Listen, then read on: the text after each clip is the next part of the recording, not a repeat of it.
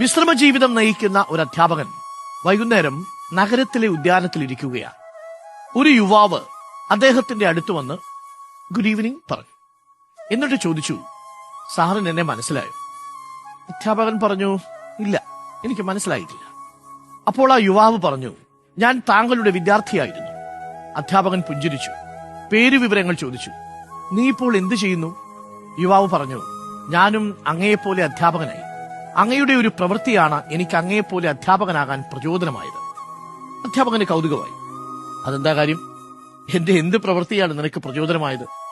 യുവാവ് പറഞ്ഞു, 6ാം ക്ലാസ്സിൽ പഠിക്കുമ്പോൾ ഒരു കുട്ടി മനോഹരമായ ഒരു വാച്ച് കെട്ടിക്കൊണ്ടുവന്നു. ഉച്ചയ്ക്ക് കളിക്കാൻ പോയപ്പോ അവനത് ബാഗിൽ വെച്ചു. ആരും കാണാതെ ഞാനത് മോഷ്ടിച്ച് പോക്കറ്റിലിട്ടു. ക്ലാസ് സമയത്ത് ആ കുട്ടി വാച്ച് നഷ്ടപ്പെട്ടെന്ന് മനസ്സിലായി. സാറിനോട് പറഞ്ഞു.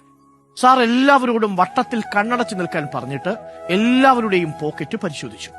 എന്റെ പോക്കറ്റിൽ നിന്നും വാച്ച് എടുത്തിട്ടും അങ്ങ് പരിശോധന തുടർന്നു. എല്ലാവരെയും പരിശോധിച്ചു കഴിഞ്ഞ ശേഷം അങ്ങ് എല്ലാവരോടും കണ്ണു തുറക്കാൻ പറഞ്ഞു. വാച്ച് സാറിന്റെ കയ്യിലുണ്ടായിരുന്നു. സാർ വാച്ച് ഉടമസ്ഥന് നൽകിയിട്ട് ഒന്നും സംഭവിക്കാത്തതുപോലെ ക്ലാസ് എടുത്തു. ഇന്നും ഓർമ്മിക്കുമ്പോൾ വല്ലാത്തൊരു തോന്നലാണ്. എന്റെ ജീവിതത്തിലെ ഏറ്റവും മോശമായ ദിവസമായിരുന്നു അത്. ഞാൻ എന്നേക്കും ഒരു കള്ളനായി മാറാമായിരുന്ന ദിവസം. സാർ എന്റെ പേര് പറയാതിരുന്നതിനാൽ എനിക്ക് അപമാനമായില്ല. സാറിന് ഇപ്പോൾ എന്നെ മനസ്സിലായോ? യുവാവ് ചോദിച്ചു. അധ്യാപകൻ പറഞ്ഞു, ഇല്ല, ഇപ്പോഴും എനിക്കിതിനെ മനസ്സിലായിട്ടില്ല.